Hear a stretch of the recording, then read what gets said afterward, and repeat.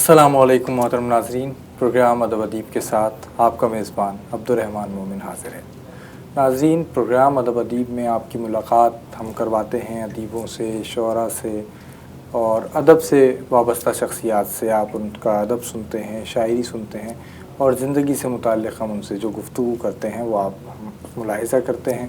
اور آج جو ہمارے ساتھ مہمان یہاں تشریف فرما ہیں، ان کا تعلق بنیادی طور پر صحافت سے ہے، یا تعارف صحافت ان کا بنی، لیکن ادیب بھی ہیں، شاعر بھی ہیں، افسانہ بھی لکھتے ہیں اور صحافت سے بھی ایک زمانے تک ادب کی وجہ ہی سے وابستہ رہے ہیں۔ میری مراد ہے محترم زاہد حسین، ہم انہیں اپنے پروگرام میں خوش آمدید کہتے ہیں۔ السلام علیکم۔ وعلیکم السلام۔ کیسے مزاج ہیں جناب؟ الحمدللہ، سب سے پہلے تو آپ کا انتہائی شکر گزار ہوں کہ آپ نے مجھے موقع دیا اپنے پلیٹ فارم سے گفتگو کا۔ بہت شکریہ، آپ تشریف لائے، بہت خوشی ہوئی۔ گفتگو کا آغاز ہم کرتے ہیں بچپن سے، ابتدائی دور سے۔ زندگی کا جو ابتدائی دور تھا وہ کیسا گزرا؟ آپ نے اس وقت زندگی کو کس طرح دیکھا اور ادب کی طرف کیسے آنا ہوا؟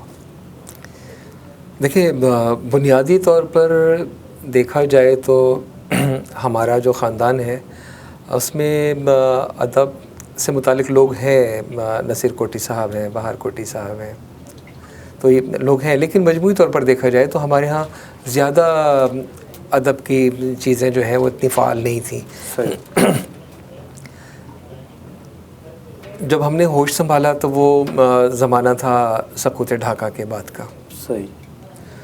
اس وقت کا جو کراچی ہم نے دیکھا وہ ایک مہذب، متمدن اور ایک خوبصورت صاف ستھرا کراچی تھا۔ واہ۔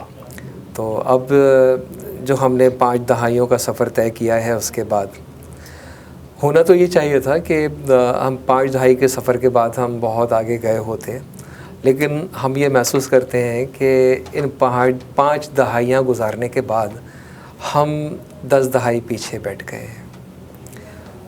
اچھا، اب باقی رہ گیا ہمارا بچپن۔ تو تعلیم ظاہر ہے کہ ابتدائی زمانہ تھا، ریڈیو پاکستان کے اسکول سے ہم نے لی۔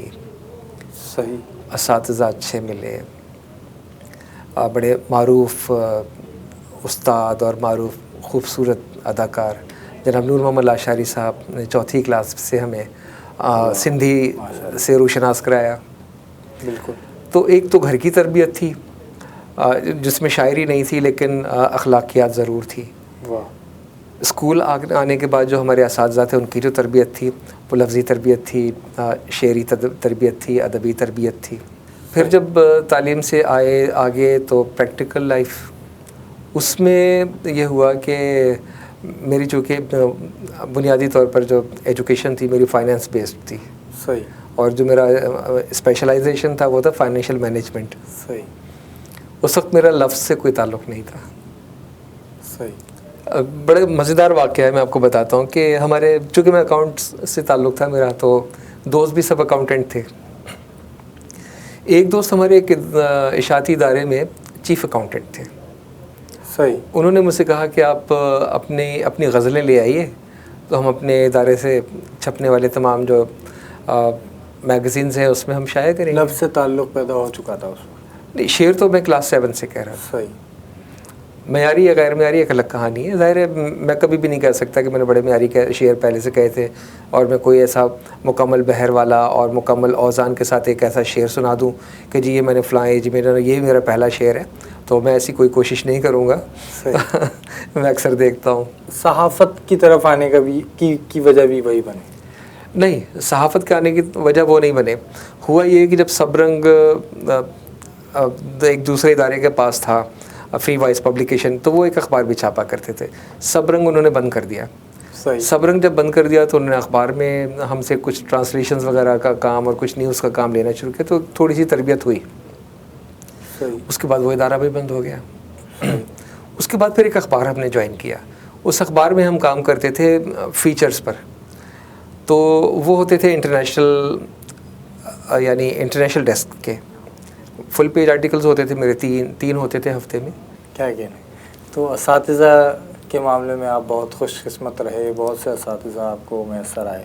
جی الحمدللہ۔ اسکول کے دور میں آپ نے بتایا کہ ضیاء الحسن ضیاء صاحب اور جو دیگر اساتذہ بھی تھے ان کا تعلق ادب شاعری سے بالکل تھا، تو آپ نے شعر کہنا جب شروع کیے، کس کو اپنی شاعری سنائی، شعر سنائے، اور جسے بھی سنائے کیا رد عمل ملا؟ پہلے تو ظاہر ہے کہ ہم نے اپنے اساتذہ کو سنائے. اساتذہ وہ ہمارے شعری اساتذہ نہیں، مطلب اسکولی اساتذہ. اسکول کے اساتذہ. تو ضیاء صاحب کو اپنے شعر سنائے. ظاہر ہے کہ خاموشی اختیار کی انہوں نے، کوئی آپشن ان کے پاس نہیں تھا. صحیح. تو یہی معاملہ جو تھا وہ ذیخ حمیدی صاحب کے ساتھ بھی رہا.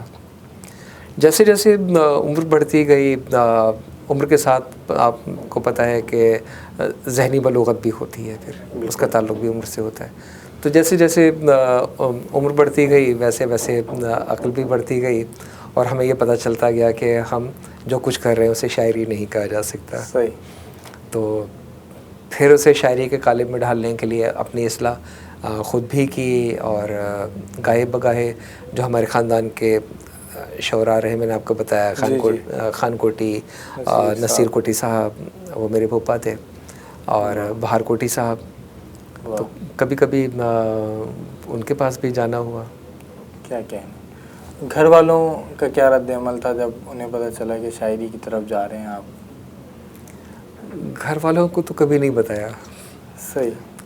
وہ کبھی بھی نہیں بتایا. اور یہ بات پتہ چلا گھر والوں کو اس وقت 2009 میں. اچھا. میرے گھر میں اپنے گھر میں نشستیں کرتا تھا، میں ان کی میزبانی کرتا تھا، نظامت بھی کرتا تھا، آرٹس کونسل کی نشستوں میں شرکت کرتا تھا. کبھی کلام نہیں سنایا. اچھا اچھا. تو کیا وجہ ہے گھر والوں کو یہ نہیں بتایا؟ اور ایک اور سوال کہ ہمارے ہاں یہ سمجھا جاتا ہے، ایک لوگوں کا اس طرح کا سوچنا ہے کہ اگر کوئی شعر کی طرف یا شاعری کی طرف جا رہا ہے تو سمجھیں وہ گیا، اب وہ گھر کا یا دیگر معاملات کا نہیں رہتا. اس کے بارے میں آپ کے ساتھ کیا رہا ہے؟ کیا یہ بھی وجہ تھی نہ بتانے کی؟ نہیں، یہ بات نہیں ہے. یہ بات تو خیر اب ہم سوچتے ہیں اتنی عمر گزارنے کے بعد، اور یہ ایسا واقعی ہے. اب جو واقعی کل وقتی شعراء ہیں ان کے بارے میں تو آپ دیکھ لیجئے ان کو. پریکٹیکل لائف میں میرا خیال ہے، ہو سکتا ہے کہ اس بات پر لوگوں کو اعتراض بھی ہو اور شاید دکھ بھی پہنچے، لیکن چونکہ آپ نے ایک بات پوچھی ہے پوری سچائی سے، تو جواب بھی پوری سچائی سے آنا چاہیے.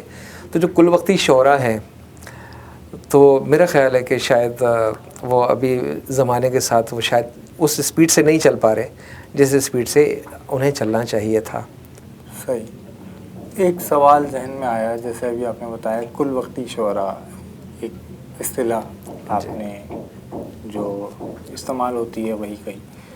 کل وقتی اور جز وقتی شاعر میں کیا فرق ہے؟ دیکھیے، کل وقتی میں یہ ہے کہ وہ مکمل اپنی ذہنی استعداد کو کلی طور پر شعر کے لیے وقف کرتے ہیں، اور ان کی زندگی بھی شعر کے لیے وقف ہوتی ہے. انہیں کسی اور کام پہ بٹھا دیا جائے تو شاید وہ نہ اس کے لیے وہ موضوع نہیں ہوتا، یا وہ کام ان کے لیے موضوع نہیں ہوتا، تو وہ کام ہو نہیں پاتا. صحیح. وہ اپنے آفس میں بیٹھ کے بھی شاعری کرتے ہیں. تو جس شخصیت کا ذہن، دل، سب کچھ شعر کی طرف مبذول ہو، مکمل طور پہ وقف ہو، تو میں انہیں کل وقتی شاعر کہتا ہوں. اور میرے خیال میں ہمیں ان کی قدر کرنی چاہیے، جو کہ ہم ابھی اس وقت فی زمانہ کر نہیں پا رہے ہیں. عزیزان کرام، ہمارے ساتھ بھی ابھی ایک چھوٹا سا مسئلہ ہے، ہمیں بھی کچھ وقت چاہیے. ہم وقفے پہ جائیں گے اور وقفے سے واپس آ کر زاہد حسین صاحب سے آپ کی ملاقات کروائیں گے، گفتگو بھی ہوگی اور کچھ ان کی شاعری بھی سنیں گے. ہمارے ساتھ رہیے.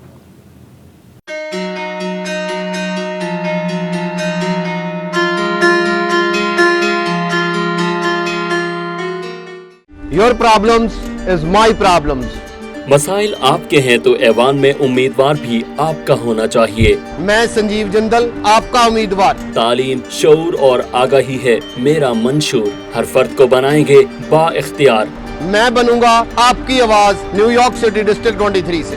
اب سیاست ہوگی صرف عوامی مفاد کے لیے، اور اس بار آپ کا ووٹ نیو یارک کے ڈسٹرکٹ 23 سے سنجیو جندل کے لیے. آپ اپنا ووٹ دے کے مجھے کامیاب کریں.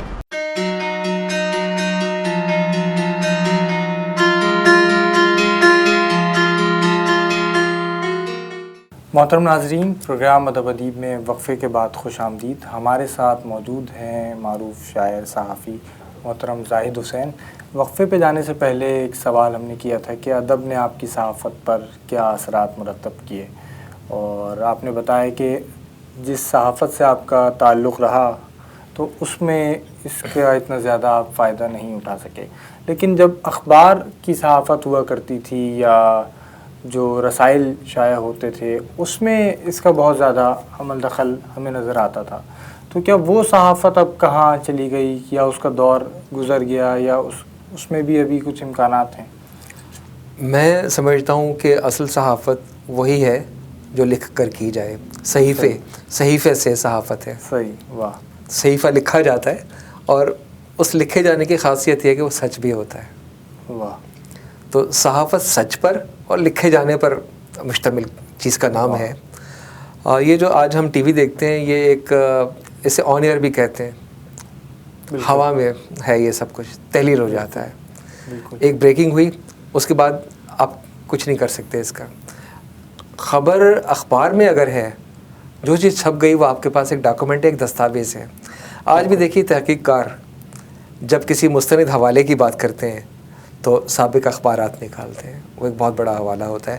اور میں سمجھتا ہوں کہ یہ روایت اگرچہ دم توڑتی جا رہی ہے لیکن یہ روایت دم توڑے گی نہیں, یہ زندہ رہے گی, کیونکہ یہ ضرورت ہے اور اہم ترین ضرورت ہے. ہمیں آج کی تاریخ اگر درست مرتب کرنی ہے تو ہمیں اخبارات کو رواج دینا ہوگا, اور جو صحیح لوگ ہیں وہ یقیناً لکھ رہے ہیں اور لکھتے رہیں گے. ایک سوال ذہن میں آ رہا ہے, پھر ابھی آپ سے معذرت قطع کلامی ہو رہی ہے. آپ نے بچپن میں جیسے اس وقت بچوں کے رسائل شائع ہوا کرتے تھے, اور بچوں کے رسائل میں بھی جو لکھنے والے نوجوان یا طالب علم ہوتے تھے وہ ان میں اپنا کلام یا اس میں اپنی تخلیقات بھیجتے تھے. کیا آپ کے ساتھ ایسا کچھ سلسلہ رہا, اور بچوں کے لیے یا بچوں کی طرح سے جو نظمیں یا کہانیاں لکھی جاتی ہیں آپ نے کبھی لکھنے کی کوشش کی, لکھی؟ جی مجھے یاد ہے, میں کلاس 6 میں تھا اور میں نے کلاس 5 سے جو ہے ٹوٹ بٹوٹ ٹائپ کی چیزیں پڑھنی شروع کر دی تھیں, اور خود صوفی غلام مصطفیٰ تبسم صاحب کی چیزیں, ضیاء الحسن ضیاء صاحب ملے بعد میں, لیکن ان کو میں پڑھ پہلے رہا تھا.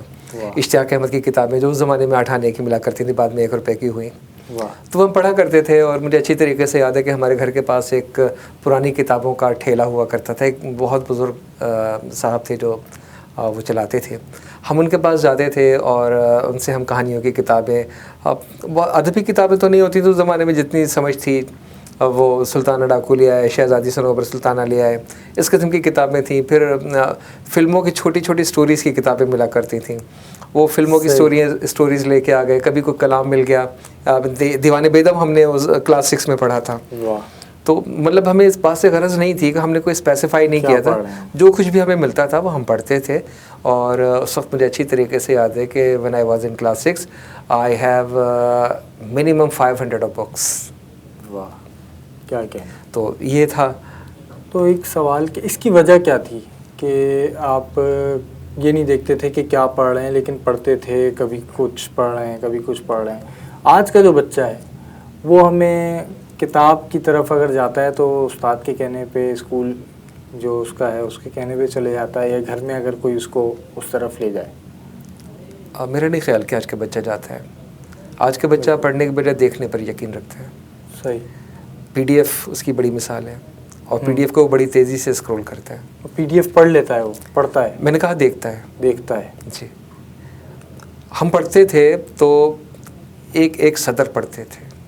بالکل. سطریں, کوئی ایک سطر جو ہے وہ ہم سے مس نہیں ہوتی تھی. آج کا بچہ سرسری پڑھتا ہے.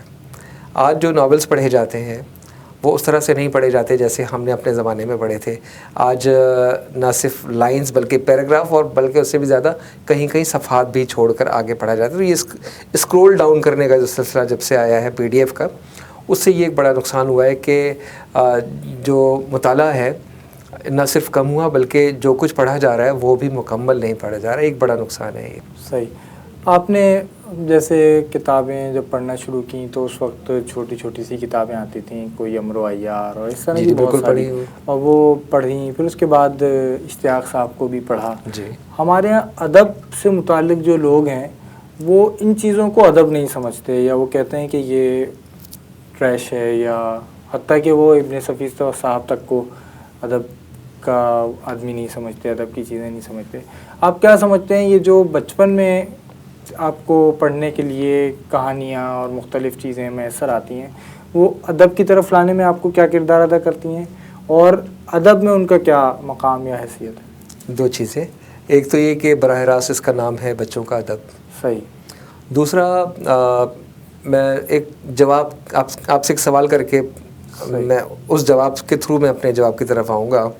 وہ یہ کہ آپ مجھے یہ بتائیے, کیا پریکٹیکل پالیٹکس سے پہلے یوتھ پالیٹکس ہوتی ہے, یوتھ پالیٹکس سے پہلے ایک اور پالیٹکس یہاں پر متعارف کروائی گئی, اسٹوڈنٹ پالیٹکس. صحیح. تو کالجز کے اندر جو سیاست ہو رہی ہے, کیا آپ اس کو سیاست سمجھتے ہیں یا نہیں؟ آج جو سیاست ہو رہی ہے, جو یعنی ایک تو طلبہ تنظیموں کا طلبہ یونینز کا معاملہ تھا, جی اس کے بعد پھر آیا طلبہ تنظیموں کا معاملہ. جو طلبہ تنظیمیں کالجز میں کام کر رہی ہیں, تو کیا آپ اسے سیاست کہیں گے یا نہیں؟ میرا خیال ہے جو طلبہ تنظیمیں کام کر رہی ہیں اس کو سیاست نہیں کہہ سکتے. میں ان کی ایکٹیویٹیز کی بات نہیں کر رہا, ان کے مقاصد جو ہیں سیاسی مقاصد کے تحت ہی آتی ہیں. مقاصد ان کے ہیں, لیکن اس طرح سے اب اثر انداز یا اس کا وہ نہیں رہا جو نہیں مثبت پہلو. تو آپ آج کا ایکسپوجر دے رہے ہیں نا. جی. جب یہ تنظیمیں شروع میں آئی تھیں, جی اس وقت یہ سب ایکٹیویٹیز نہیں تھیں جو آج ہیں. بالکل. جب یونینز تھیں, یونین ختم ہوئی, تنظیمیں آئیں. تنظیمیں جب آئیں تو اس وقت یہ تمام معاملات نہیں تھے جو آج ہیں. بالکل. اب گفتگو بھی کریں گے اور یہ موضوع ہے, اس سے متعلق کچھ اور باتیں بھی ہیں جو ہونی چاہیے, لیکن کچھ شاعری سنائیں ہمارے ناظرین کو, وہ انتظار کر رہے ہیں. چلے, میں آپ نے فرمایا تھا کہ میں کچھ اپنے اسکول کے زمانے کی, تو اسکول کے زمانے کی تو شاید اس قابل نہیں ہے کہ میں سناؤں. میں آپ کو اپنے کالج کے زمانے کی ایک نظم سناتا ہوں, اور وہ بھی معیار پہ نہیں ہے, لیکن ظاہر ہے کہ ایک چیز ہے, ہر چیز کا اپنا ایک ارتقا ہوتا ہے. تو ابتدائی میں شاید فرسٹ ایئر کا اسٹوڈنٹ تھا, اس وقت ایک نظم کہی تھی. وہ نظم موضوعاتی یوں تھی کہ ہمیں موضوع دیا گیا تھا, ہمارے ساتھ ایک اور دوست ہوا کرتے تھے, وہ بھی شاعر تھے, خاتون تھیں نسیم اختر ڈیزی, وہ شاعری کیا کرتی تھیں. تو ہمیں ہمارے پرنسپل صاحب نے ایک موضوع دیا کہ ایک شخص جس کو آپ پیار کرتے ہیں وہ کسی اور سے پیار کرتا ہے. صحیح. لیکن پرابلم یہ ہے کہ وہ جس سے پیار کر رہا ہے آپ کا محبوب, وہ بھی کسی اور سے پیار کرتا ہے. تو اس موضوع پہ کچھ کہیے. تو اس پر ہم نے جو کہی تھی وہ ہم آپ کو گوش گزار کرتے ہیں. صحیح. معیار نہیں ہے یقیناً, وہ بہت دلچسپ موضوع آپ کو دیا تھا. تو نوجوان چونکہ دیکھتے ہیں آپ کو, اس لیے سوچا کہ وہ کر دوں, اگرچہ کہ معیاری نہیں ہے, لیکن نہیں, ضرور. وہ تیری مسکراہٹیں وہ ڈھیر ساری چاہتیں. واہ. وہ تیری مسکراہٹیں وہ ڈھیر ساری چاہتیں, تیرا حریری پیرہن, تیرے ادا و بانک پن, ہوا تھا مجھ کو یہ گماں میرے لیے ہے مہرباں. واہ. مگر یہ کیا میرے خدا, مجھے یہ کیا پتہ چلا کہ تو پرایا پھول ہے, ہر آرزو فضول ہے. تو سن ذرا پری جمال, تیرے حسین قد و خال, وہ تیری مسکراہٹیں وہ ڈھیر ساری چاہتیں, فضول و رائے گاں گئیں. کیا فضول و رائے گاں گئیں, بتاؤں میں کہاں گئیں. وہ تیرا مرکز نگاہ, وہ تیرا مرکز نگاہ ہے, اس کی کوئی اور راہ. واہ. تو میرا دل دکھائے گا اور اس کا بن تو جائے گا, مگر یہ بات یاد رکھ خدا کا ایک اصول ہے, بڑا اٹل اصول ہے, کسی کو جو ستائے گا کبھی نہ چین پائے گا. واہ. کسی کو جو ستائے گا کبھی نہ چین پائے گا, اسی اصول کے تحت وہ تیرا دل دکھائے گا, جلائے گا ستائے گا, تجھے لہو رلائے گا. وہ وقت ہوگا جب تجھے یہ شخص یاد آئے گا, تو تنگ ہو کے میری جاں پھر میرے پاس آئے گا, مگر یہ بات یاد رکھ نہ اس کا پیار پا سکا نہ میرا پیار پائے گا. واہ, کیا کہنے, نہ اس کا پیار پا سکا نہ میرا پیار پائے گا. بہت خوب. ناظرین کرام, زاہد حسین صاحب ہمارے ساتھ موجود ہیں. آپ نے ان کی دلچسپ نظم بھی سماعت کی, مزید گفتگو بھی ہوگی, کچھ شاعری بھی سنیں گے. ہمارے ساتھ رہیں, ایک وقفے سے واپس آتے ہیں.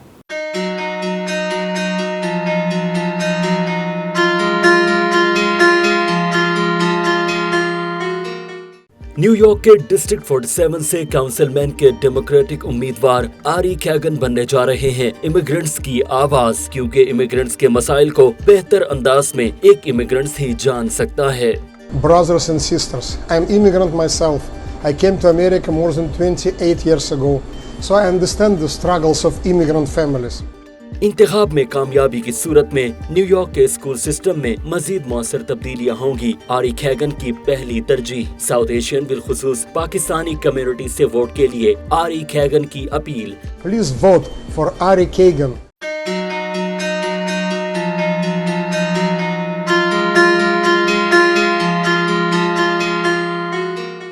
प्रोग्राम अदब अदीब में वक्फ़े के बाद खुशामदीद। हमारे साथ मौजूद हैं मोहतरम जाहिद हुसैन। वक्फ़े पे जाने से पहले आपने बहुत दिलचस्प सी नज़म सुनाई और उससे पहले हम कुछ बात कर रहे थे बच्चों के अदब से मुताल्लिक़, और एक सवाल मैंने किया था, जब कोई बच्चा होता है तो वो बच्चों के लिए लिखता है, उसके बाद फिर वो बड़ा हो जाता है तो बच्चों के लिए लिखना वो तर्क कर देता है। ऐसे कुछ हमने कलमकारान देखे या शोरा देखे, और कुछ ऐसे शोरा होते हैं जो बच्चों के लिए ही लिखते हैं, अपने आप को उसी काम के लिए वक्फ कर देते हैं और बच्चों के लिए ही लिखते रहते हैं तमाम। लेकिन जो अदब के मेन स्ट्रीम में आप कह लें, या जो अदब आलिया जिसको हमारे यहाँ कहा जाता है, उससे मुताल्लिक़ जो अदीब या शोरा हैं वो बच्चों के लिए लिखने को उतनी अहमियत नहीं देते, या बच्चों के लिए जो अदब शाया होता है उसमें उनका कोई ज़्यादा कंट्रीब्यूशन नज़र नहीं आता। इसकी क्या वजह है?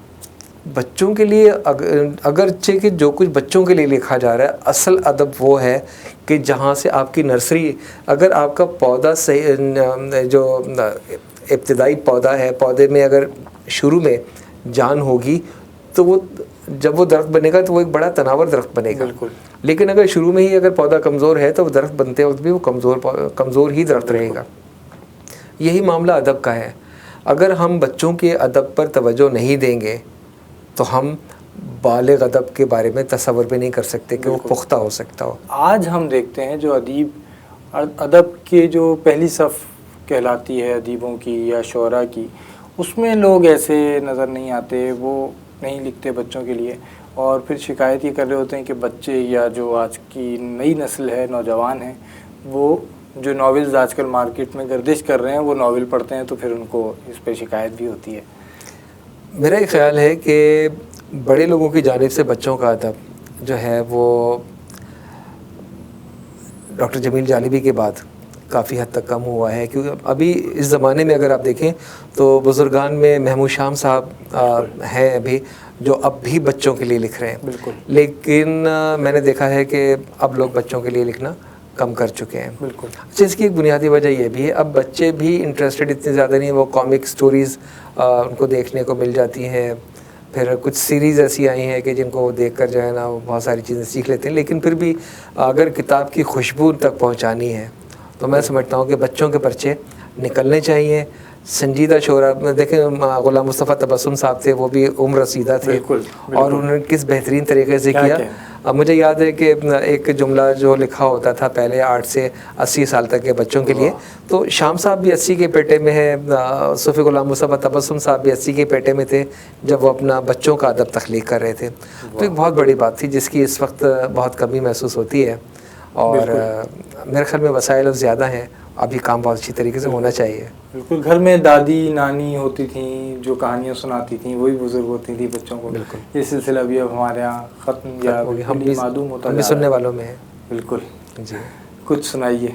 एक गज़ल है, कुछ मुतफ़र्रिक़ अशार हैं, वो मैं नज़र करता हूँ आपकी। एक गज़ल और उसके चंद अशार।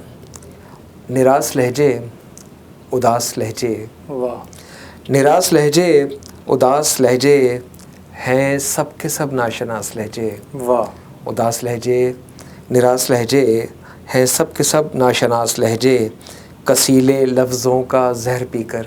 वाह। कसीले लफ्ज़ों का जहर पीकर कहाँ से लाएं मिठास लहजे। वाह वाह वाह वाह वाह वाह। लुटा के सारी हलावतें भी, वाह। लुटा के सारी हलावतें भी मिले करीने कयास लहजे। क्या कहने। अमारतों से जो ढंग, अमारतों से जो नंग ढांपा। वाह। अमारतों से जो नंग ढांपा तो कर गए बेलिबास लहजे। क्या कहने। वाह। तो कर गए बेलिबास लहजे, कसीले मीठे और कड़वे तीखे। कसीले मीठे और कड़वे तीखे ہیں سب میرے آس پاس لہجے، یہ لفظ بیچارے لفظ ٹھہرے، واہ، یہ لفظ بیچارے لفظ ٹھہرے، نکالتے ہیں بھڑاس لہجے، کیا کہنے، واہ اور اگرچہ باتیں تھیں سخت ان کی، واہ، اگرچہ باتیں تھیں سخت ان کی، دلا گئے ہم کو آس لہجے۔ کیا بات ہے، کیا کہنے، بہت شکریہ۔ اور ایک غزل کے چند اشعار میرا خیال ہے کہ ضرور تھوڑا تھوڑا ذائقہ کر چکتے چلیں۔ کچھ اشعار جو مجھے یاد آ رہے ہیں وہ بھی، زلف کی بات کیجئے صاحب، واہ، زلف کی بات کیجئے صاحب، دن ہے اب رات کیجئے کیا صاحب، کہنے، واہ اتنی ناراضیاں نہیں اچھی، واہ، اتنی ناراضیاں نہیں اچھی، کچھ بھی ہو بات کیجئے واہ صاحب، واہ، کیا کہنے، کچھ بھی ہو بات کیجئے صاحب، اور چھوڑیے فیس بک اور میسنجر، واہ، چھوڑیے فیس بک اور میسنجر، اب ملاقات کیجئے صاحب، کیا کہنے، حرف پر زیر زبر پیش نہ مد ہے، حد ہے، واہ، شکل ہے پر نہ کوئی خال نہ قد ہے، حد ہے، واہ، واہ، ایک لمحے میں جو بندے کی ہے شہرت سے قریب، واہ، ایک لمحے میں وہ اللہ صمد ہے، کیا کہنے، حد ہے، واہ واہ، عہد رفتہ کا جو انداز جنو تھا زاہد، عہد حاضر کا وہ انداز خرد ہے، کیا کہنے، حد ہے۔ واہ، کیا اور کہنے، ابھی فلسطین پر کچھ ضرور چند اشعار ہوئے ہیں، وہ میں گوش گزار کر دوں کہ اقصیٰ حراست میں فلسطینی ہے در پنجۂ بیداد، واہ، اقصیٰ حراست میں فلسطینی ہے در پنجۂ بیداد، اس درد نے رکھا ہے دہائیوں سے مسلمانوں کو ناشاد، واہ، اس درد سے رکھا ہے اس درد نے رکھا ہے دہائیوں سے مسلمانوں کو ناشاد، واہ، دنیا کو اگر مثل حسین ابن علی یاد رہیں گے، دنیا کو اگر مثل حسین ابن علی یاد رہیں گے، سیہون تو مٹ جائے گا جس طرح مٹے کیسر و شداد، انشاءاللہ، اور اقبال کے مردان خدا گاہ و خدا مست کہاں ہے، اقبال کے مردان خدا گاہ و خدا مست کہاں ہے، جو قبلہ اول کو کرا سکتے ہوں سیہون سے آزاد۔ کیا کہنے، یہ چھوٹے چھوٹے کچھ چیزیں ہیں جو میں آپ کو گوش گزار کر رہا ہوں۔ ایک غزل جو بہت پرانی ہے، کافی عرصہ جہاں بھی جاتا ہوں اس کی فرمائش ہوتی ہے، تو وہ بھی میں آپ کو گوش گزار کر دیتا ہوں۔ ضرور بتاؤ۔